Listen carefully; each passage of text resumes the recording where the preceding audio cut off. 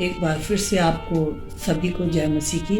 और मैं परमेश्वर का धन्यवाद करती हूँ कि परमेश्वर ने हमें आज का दिन दिखाया और हम उसके वचन से सीखेंगे कि परमेश्वर अपने वचन से हमें क्या सिखाता है। यहाँ पर इस तरह से लिखा है यशाया 43 और उसकी 21 आयत में लिखा है, इस प्रजा को मैंने अपने लिए बनाया है कि वे मेरा गुणगान करें। यहाँ हम देखते हैं कि परमेश्वर ने मनुष्य को क्यों बनाया, और यहाँ पे जिस तरह से यशाया अपने लोगों को बताना चाहता है कि परमेश्वर ने मनुष्य को क्यों बनाया, इसी तरह हम बाइबल एकमात्र ऐसी पुस्तक है जो बताती है कि परमेश्वर ने मनुष्य को कैसे बनाया। और यहाँ पर इस तरह से पता चलता है उत्पत्ति 1 उसकी 26 में, फिर परमेश्वर ने कहा हम मनुष्य को अपने स्वरूप के अनुसार अपनी समानता में बनाए। तो परमेश्वर ने मनुष्य को अपने स्वरूप बनाया था। यहाँ तक कि हम देखते हैं कि परमेश्वर जो कि मनुष्य के साथ क्या करता था, संगति करता था। यहाँ लिखा है उत्पत्ति 3 और 8 में लिखा है, तब यहोवा परमेश्वर जो दिन के ठंडे समय वाटिका में फिरता था, और वो जो था वो भी आदम और हवा से मिलने के लिए आता था, संगति करने के लिए आता था। और हम देखते हैं कि तब तक जब तक आदम और हवा में पाप नहीं आया तब तक आदम और हवा जो थे परमेश्वर के साथ थे। लेकिन पाप आने के कारण क्या हुआ, मनुष्य का अलगाव हो गया। और आज ये अलगाव जो मेरे और पृथ्वी के हर एक लोगों में था, लेकिन आज हमारा जो परमेश्वर के साथ मिलन होता है, मेल होता है, वो सिर्फ और सिर्फ प्रभु यीशु मसीह के द्वारा, क्योंकि इस पृथ्वी पर कोई दूसरा नाम नहीं जिसके द्वारा हम उद्धार पाएं, जिसके द्वारा हम परमेश्वर के नज़दीक आए और परमेश्वर के साथ संगति कर सकें। और सबसे पहली बात है कि हमें परमेश्वर के साथ संगति करनी, जैसे आदम और हवा की संगति परमेश्वर के साथ थी, उसी तरह मेरी और आपकी भी संगति जो है वो परमेश्वर के साथ होती है। किस तरीके से, यहाँ पर लिखा है इब्रानियों 10 और 25 में लिखा है, और एक दूसरे के साथ इकट्ठा होना ना छोड़े। परमेश्वर का वचन कहता है कि हमें इकट्ठा होना नहीं छोड़ना। परमेश्वर का वचन कहता है कि जैसों कि कितनों की रीति पर है, पर एक दूसरे को समझाते रहे। आज मुझे और आपको समझना है कि परमेश्वर ने मुझे क्यों बनाया, परमेश्वर ने मुझे क्यों बनाया। इस बात को समझने के लिए हमें संगति में निकट आना है। और लिखा है जो जो उस दिन को निकट आते थे, एक दिन है जो बड़ा भयानक है, जिसमें मनुष्य का और परमेश्वर का अलगाव होने वाला है। उस दिन से बचाने के लिए परमेश्वर का दास कहता है कि तुम्हें अधिक से अधिक संगति करनी है, अधिक से अधिक मिलना है, और त्यों त्यों और भी अधिक ये किया करो। मैं आज क्या कर रही हूँ, आपके साथ संगति कर रही हूँ। कितने लोग ऐसे हैं जो संगति में इकट्ठे नहीं हो पाते, लेकिन मैं आप लोगों को उत्साहित कर रही हूँ कि आपको और मुझे संगति करनी है। दूसरी टॉपिक है, दूसरा पॉइंट है आराधना। आराधना, जबकि हम देखते हैं कि आज मनुष्य गीतों के द्वारा गीत गाकर परमेश्वर की आराधना करते हैं, लेकिन इब्राहिम जो कि परमेश्वर जिससे बहुत प्यार करता था, उससे उसकी आज्ञा का पालन किया। और इब्राहिम को जब परमेश्वर ने अपनी संतान दी तो उसे कहा कि तू इसे लेकर जाना और उस ऐसे पहाड़ पर जाना।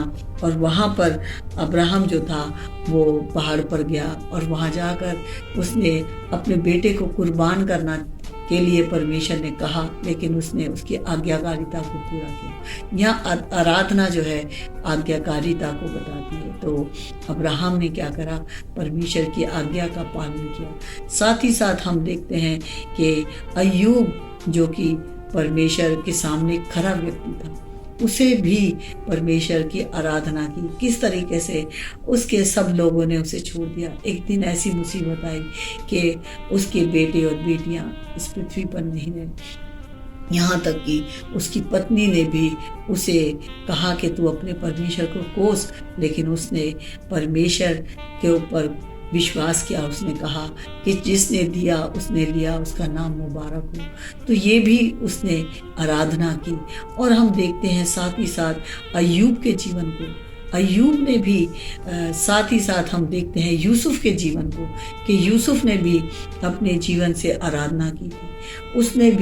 यूसुफ ने भी अपने जीवन से आराधना की और उसके भाइयों ने उसे बेच दिया, उसके भाइयों ने उसे उसके घर से उसको अलग कर दिया, उसके पिता से उसको अलग कर दिया, लेकिन वो परमेश्वर के साथ बना रहा और यहाँ तक आज्ञाकारी रहा कि वो जेल में चला गया। उसने जेल में जाकर भी अपने परमेश्वर को नहीं छोड़ा, अपना भरोसा अपने परमेश्वर पे रखा और उसे परमेश्वर ने एक ऐसी इज्जत दिलाई और मिस्र में वो प्रधानमंत्री बना।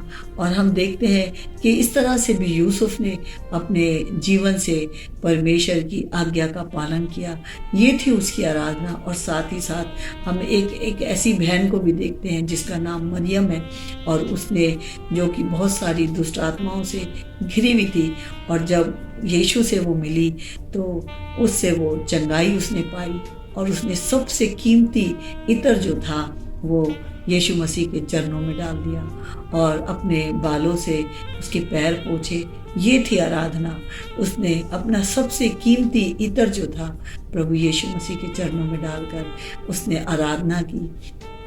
साथ ही साथ हम देखते हैं इसके बाद जो है वो है प्रार्थना जो कि हनन्याह ने अपने परमेश्वर के सामने की। हनन्याह एक ऐसी औरत थी जो बांझ थी, जिसे बच्चे नहीं होते थे, लेकिन वो परमेश्वर के साथ वाचा बांधती है और कहती है कि पिता, मैं परमेश्वर जो बालक आप मुझे दोगे, जो बच्चा मुझे दोगे, वो मैं उसको आपको वापस कर दूंगी। और वो सैमुअल था जिसने परमेश्वर की में बढ़ता चला गया और हनन्याह ने वाचा बांधी और उसने परमेश्वर के उस कार्य के लिए अपने बेटे को दे दिया। और यहाँ तक कि हम कैसे कर सकते हैं, मैं और आप कैसे अपने परमेश्वर की आज्ञा का पालन कर सकते हैं।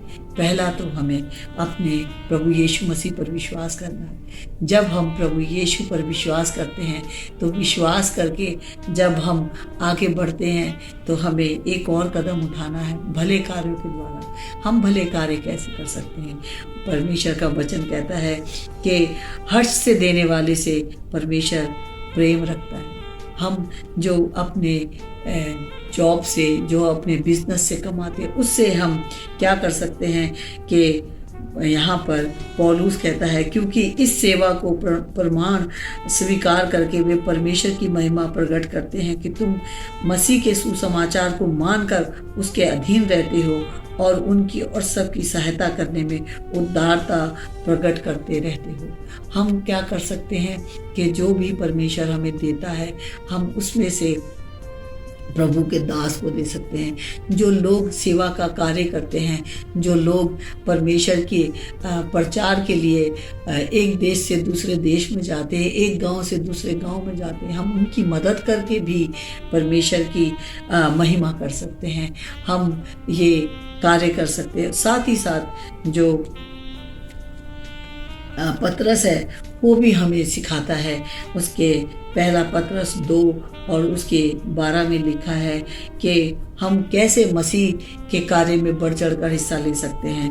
वो कहता है, अन्य जातियों में तुम्हारा चाल चलन भला हो, ताकि जिन जिन बातों में वे तुम्हें कुकर्मी जानकर बदनाम करते हैं, वे तुम्हारे भले कामों को देखकर उन्हीं के कारण की प्रतिष्ठा के दिन परमेश्वर की महिमा करें। तो हम जहाँ रहते हैं, जहाँ हम काम करते हैं, वहाँ पर हम अविश्वासियों के बीच में होते हैं और जब हम उनके बीच में भले काम करते हैं तो किसकी महिमा होती है? हमारे परमेश्वर की, हमारे पिता परमेश्वर की महिमा होती है, जिससे लोग हमें देख पाते हैं और जानते हैं कि ये जो लोग हैं परमेश्वर को पसंद करते हैं। इन 4 बातों से हम देखते हैं कि हमें परमेश्वर ने क्यों बनाया।